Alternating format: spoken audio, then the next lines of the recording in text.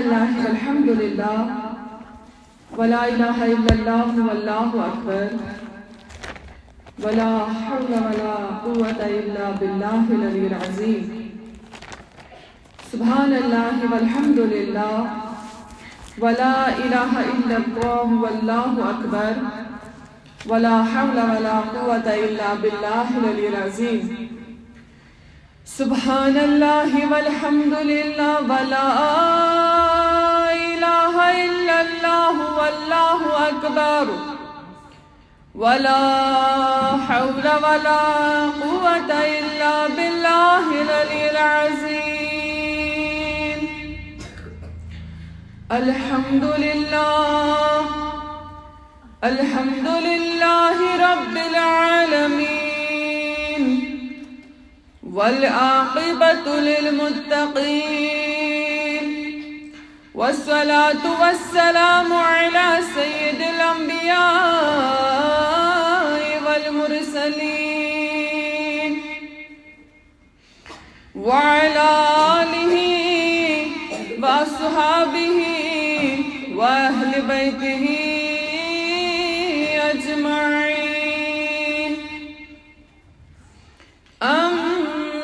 بعد فأعوذ بالله من الشيطان الرجيم بسم الله الرحمن الرحيم قل إن كنتم تحبون الله فاتبعوني يحببكم الله وَيَغْفِرْ لَكُمْ ذُنُوبَكُمْ وَاللَّهُ غَفُورٌ رَحِيمٌ فقد قال الله تبارك وتعالى في شان حبيبه الكريم إن الله وملائكته يصلون على النبي يا أيها الذين آمنوا صلوا عليه وسلموا تسلیما عقیدت احترام محبت سری درودن ہم نظران اللہم صلی علی سیدنا محمد وعلا آل سیدنا محمد وصحاب سیدنا محمد وبارک وسلم علیہم اجمعین صلاة والسلام علیک یا رسول اللہ صلاة والسلام علیک یا حبیب اللہ صلاة والسلام علیک یا حبیب اللہ وعلى آلك وأصحابك يا نور من نور الله مولاي صل وسلم دائما أبدا على حبيبك خير خلق كلهم محمد سيد الكونين والثقلين والفريقين من عرب ومن عجم هو الحبيب الذي ترجى شفاعته لكل حول من الأحوال مقتهم يا أكرم الخلق ما لي من ألوذ به سواك عند حلول الحادث الأمم يا ربي یا ربی بالمصطفى بلغ مقاصدنا واغفر لنا ما مدى يا واسع الكرم ثم الرضا نبي بكر وعن عمر وعن علي وعن عثمان ذي الكرم مولاي صل وسلم دائما أبدا على حبيبك خير خلق كلهم عليك يا رسول الله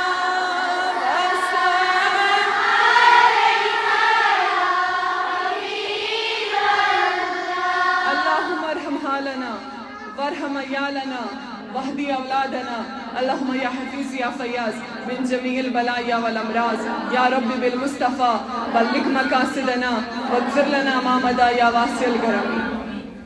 معزز عزیز اسلامی ماؤں بہنوں، السلام علیکم ورحمۃ اللہ تعالی وبرکاتہ. اللہ رب العزت کی بارگاہ میں حمد و ثنا،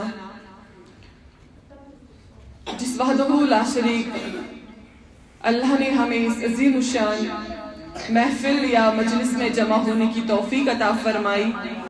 اس کے بعد لا تعداد درود و سلام ہو جناب محمد الرسول اللہ صلی اللہ تعالی علیہ وآلہ وسلم کی ذات مبارکہ پر، جس کے عشق اور محبت کے اندر ہم یہاں سبھی جمع ہوئے ہیں.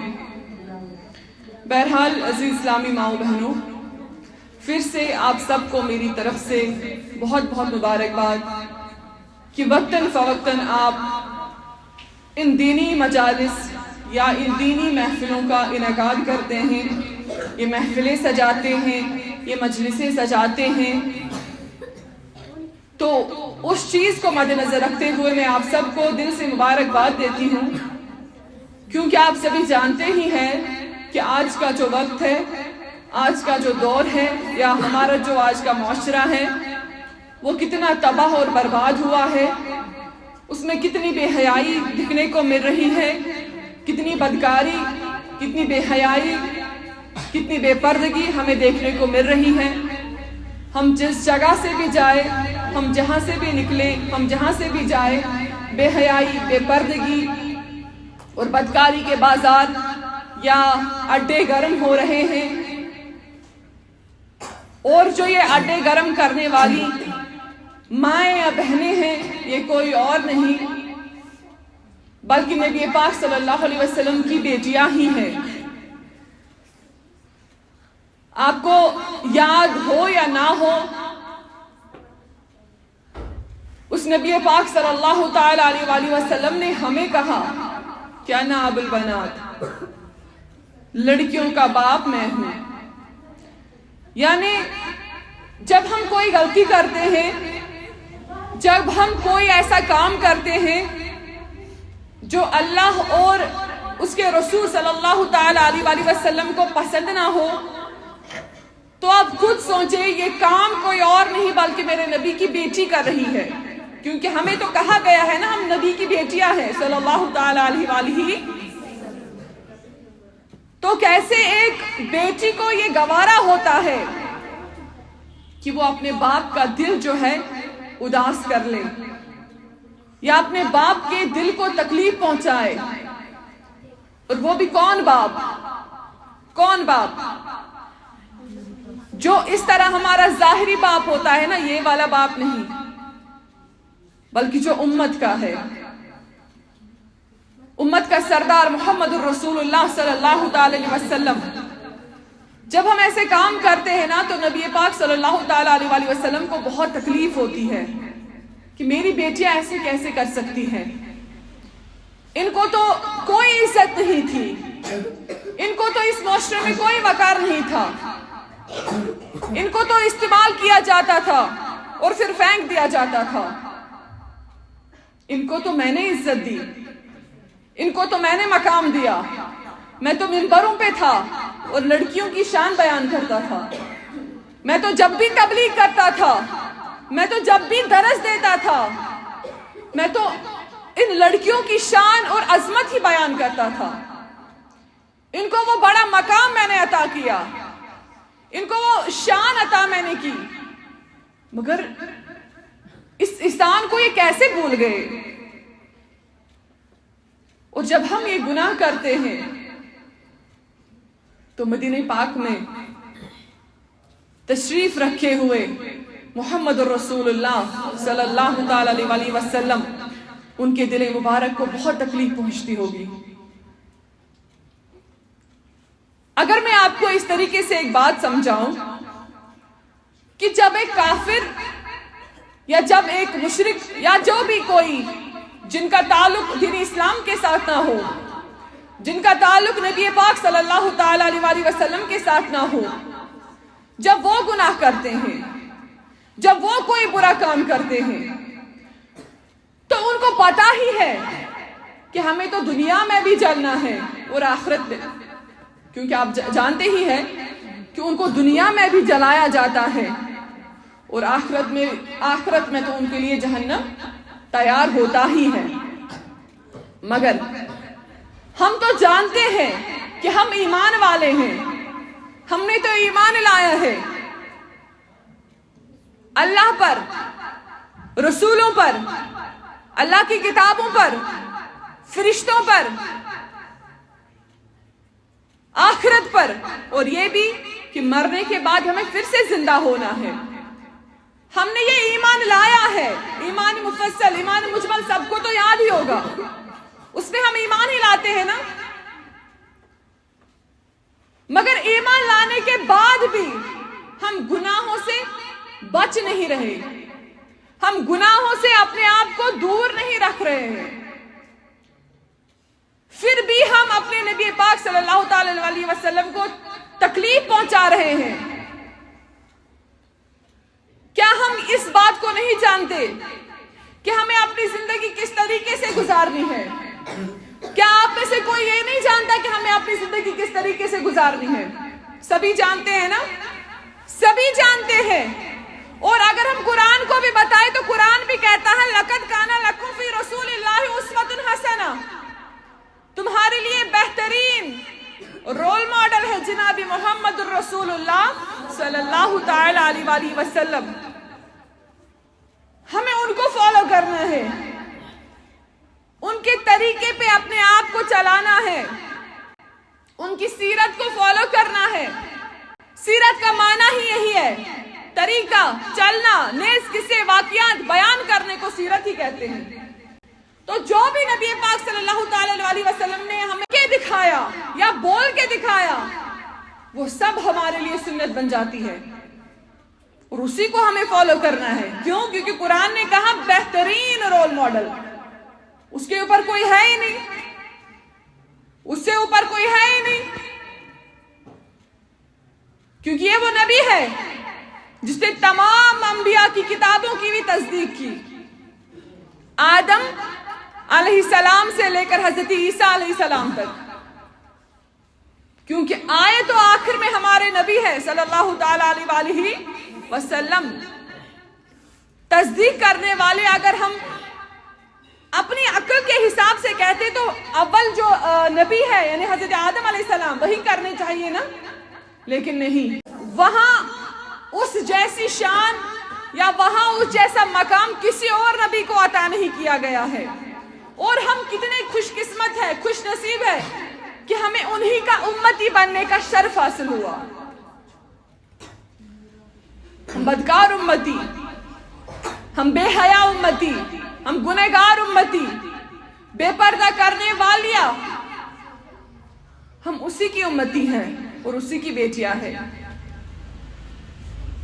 گویا اللہ تعالیٰ نے ہمیں جو نبی عطا کیا ہے، ہمیں جن کا امتی ہونے کا شرف عطا کیا ہے، وہ سب سے اعلیٰ ہے، وہ سب سے افضل ہے، وہ سب سے شان والا ہے۔ مگر پھر بھی ہم اس نبی کی سیرت کو فالو نہیں کرتے ہیں، ہم اس نبی کے کہنے کے اوپر نہیں چلتے ہیں صلی اللہ تعالی علیہ وآلہ وسلم۔ گویا عزیز اسلامی ماؤں بہنوں، ہمیں اس چیز کو دیکھنا ہے کہ اگر ہم گناہ کر رہے ہیں تو اس سے ہمیں فائدہ کیا مل رہا ہے۔ اچھا آپ ہی کوئی بتائیں کہ ہم گناہ کر رہے ہیں، کوئی فائدہ مل رہا ہے؟ ایک فائدہ مل رہا ہے، ایک فائدہ مل رہا ہے، شاید دنیا میں آپ کو مزہ لگتا ہوگا، شاید دنیا میں آپ کو یہ گناہ کرتے ہوئے مزہ آتا ہوگا، لیکن یاد رکھنا یہ دنیا چند دنوں کی ہے، پھر اندھیری رات ہے۔ اس دنیا کے پیچھے جو ہم چل رہے ہیں ابھی، یہ دنیا جو ہے یہ ہمیں تباہ کر رہی ہے، برباد کر رہی ہے، کیونکہ ہم اس کے پیچھے لگے ہوئے ہیں۔ حالانکہ اس دنیا کے پیچھے ہمیں نہیں لگنا تھا، یہ دنیا ہمارے پیچھے چلنے والی تھی، یہ دنیا ہمارے لیے بنائی گئی تھی، ہم اس کے لیے نہیں بنائے گئے تھے۔ ہمیں تو اللہ رب العزت نے وما خلقت الجن والانس الا لیعبدون، ہمیں تو اللہ رب العزت نے جن اور انسان کو پیدا کیا فقط اپنی عبادت کے لیے، ہمیں تو بس عبادت کے لیے پیدا کیا گیا تھا، اور ہم عبادت سے ہٹ کر دنیا کے کاموں میں بے حیائی، بدکاری، بے پردگی میں لگے ہوئے ہیں، ہم اپنی آخرت کو برباد کر رہے ہیں، ہم دنیا کے کچھ دنوں کے مزے کے لیے اپنی آخرت کو تباہ اور برباد کر رہے ہیں۔ ہمیں اس بات پر ایمان بھی ہے کہ ہمیں پھر سے زندہ ہونا ہے، والبعث بعد الموت، ہمیں پھر سے زندہ ہونا ہے، مگر پھر بھی ہم اس آخرت کو برباد کر رہے ہیں اس فقط کچھ دن کی چاندنی کے لیے۔ یہ کچھ دن کی چاندنی ہے۔ گویا عزیز اسلامی ماؤں بہنوں، ہمیں بس ایک سیرت کو فالو کرنا ہے۔ وہ کون سی سیرت ہے؟ نبی پاک صلی اللہ تعالی علیہ وآلہ وسلم۔ اور جو میں نے آیت مبارکہ پڑھی، اللہ رب العزت فرماتا ہے قُلْ إِن كُنتُمْ تُحِبُّونَ اللَّهَ فَاتَّبِعُونِي يُحْبِبْكُمُ اللَّهُ۔ اس آیت مبارکہ سے ہمیں بہت ساری چیزیں یہاں پر معلوم ہو جاتی ہے، کیونکہ عشق اور محبت کا سب سے بڑا خطاب ہی ہے اطاعت اور پیروی، اور وہ اطاعت اور وہ پیروی ہمیں کس کی کرنی ہے؟ محمد الرسول اللہ صلی اللہ تعالی علیہ وآلہ وسلم کی۔ اور اگر ہم نے اس زندگی میں اپنے نبی پاک صلی اللہ تعالی علیہ وآلہ وسلم کی اطاعت اور پیروی نہیں کی تو اس بات کو یاد رکھنا، ہمارے پاس کتنی ہی نیکیاں کیوں نہ ہو، ہمارے پاس کتنی ہی نمازیں کیوں نہ ہو، ہمارے پاس نیکیوں کا کتنا ہی بڑا انبار کیوں نہ ہو، ہم پھر بھی تباہ اور برباد ہیں، کیونکہ ہم نے اطاعت نہیں کی محمد الرسول اللہ صلی اللہ تعالی علیہ وآلہ وسلم کی۔ دیکھیں، ایمان کا جز ہے محبت نبی، اور ایمان کی شرط بھی ہے محبت نبی۔ یعنی جب ہمارے دل میں نبی پاک صلی اللہ تعالی علیہ وآلہ وسلم کی محبت ہے یا ہوگی، تب جا کے ہمارا ایمان جو ہے مکمل ہوگا۔ مگر اگر ہمارے پاس عملوں کا انبار ہی کیوں نہ ہو، مگر اگر فقط ایک چیز کی کمی ہو اور وہ ہے محبت نبی کی، تو یاد رکھنا وہ تمام عملے جو ہیں وہ برباد ہیں، تباہ ہے، کسی کام کے لیے نہیں۔ وہ ہمارے منہ پہ ماری جائے گی اور ہم دیکھتے رہ جائیں گے کہ ہم نے تو نمازیں بھی پڑھی تھی، ہم نے تو روزے بھی رکھے تھے، ہم نے تو حج بھی کیا تھا، ہم نے تو زکوٰۃ بھی دیا تھا، مگر پھر کیا کمی رہی؟ اصل میں جو کمی رہی وہی تو بڑی کمی ہے کہ ہمارے دل میں مصطفیٰ کی محبت نہیں تھی، ہمارے دل میں اپنے نبی کی محبت نہیں تھی، ہمارے دل میں اپنے رسول کی محبت نہیں تھی صلی اللہ تعالی علیہ وآلہ۔ اسی لیے ایک شاعر اٹھا، کہا چسوی آباد یہ مساسی نگاہ محمد عربی، یعنی آباد وہی ہے، کامیاب وہی ہے، کامیاب اور کامران وہی ہے، مگر کون؟ کہا جس کے اوپر نبی پاک صلی اللہ تعالی علیہ وآلہ وسلم کی نگاہ ہو، نظر ہو۔ اور میں آپ سے ہی بتانا چاہوں گی کہ نبی پاک صلی اللہ تعالی علیہ وآلہ وسلم کی جو نظر ہے، نور نظر ہے، یہ آپ پر اور مجھ پر تو نہیں ہوگی، گناہگاروں پر تو نہیں ہوگی، یہ تو اس پر ہوگی جس کے دل میں مصطفیٰ کی محبت ہو، جو نمازی ہو، جو قرآن پڑھنے والا ہو، جو پردہ کرنے والی میری بہن ہو، یہ نگاہ اس پر ہوگی۔ اور ہم کہتے ہیں کہ ہمیں نبی پاک صلی اللہ تعالی علیہ وآلہ وسلم دیدار کیوں نہیں دیتے؟ ہم تو ترستے رہتے ہیں دیدار کے لیے، ہم تو ترستے رہتے ہیں کہ کہیں ہمارے کسی طرح ہمیں نبی پاک صلی اللہ تعالی علیہ وآلہ وسلم دیدار دے دیں۔ لیکن میں بتانا چاہوں گی کیا ہم سب کو دیدار مل سکتا ہے؟ ہم کتنے گناہ کرتے ہیں، آنکھوں سے گناہ الگ ہے، ہاتھوں سے گناہ الگ ہے، زبان سے گناہ الگ ہے، کانوں سے گناہ الگ ہے، پیروں سے گناہ الگ ہے، دل میں گناہ الگ ہے۔ اتنے گناہ کرنے کے بعد بھی ہم یہ سوچتے ہیں کہ نبی پاک صلی اللہ تعالی علیہ وآلہ وسلم ہمیں دیدار دے دیں؟ نہیں، دیدار تو ان کو ملے گا جو اگر بستر پہ بھی پڑے ہو لیکن تب بھی نمازیں نہ چھوڑیں. جو اگر بستر پہ لیٹے ہو، پڑے ہو کہ اٹھ نہیں پا رہے ہو تو اشاروں میں نمازیں ادا کر لیں. کیوں؟ کیونکہ یہ نماز کو پتہ ہے قرۃ عینی فی الصلاۃ، کہ نماز میرے نبی کی آنکھوں کی ٹھنڈک ہے صلی اللہ تعالی علیہ وسلم.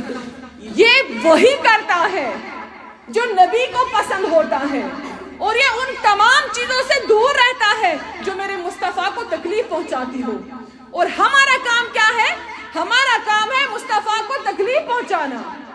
کس طریقے سے؟ آپ کہو گے کہ باجی آپ کیا کہتے ہو کہ ہم تکلیف پہنچاتے ہیں؟ ہم کہاں سے تکلیف پہنچاتے ہیں؟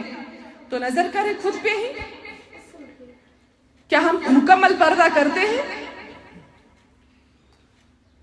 کیا ہم غیبت سے خود کو بچاتے ہیں؟ کیا ہم لوگوں پر بہتان لگانے سے خود کو بچاتے ہیں؟ کیا ہم رشوت لینے سے خود کو بچاتے ہیں؟ کیا ہم غلط کام کی طرف جانے سے اپنے قدموں کو، پاؤں کو روکتے ہیں؟ دل میں گندے گندے خیالات آتے ہیں، پھر دل میں ان کو کرنے کی تڑپ اٹھتی ہے، کیا ہم ان کو روک پاتے ہیں؟ نہیں. مصطفیٰ کا عاشق تو وہ ہے، مصطفیٰ کا غلام تو وہ ہے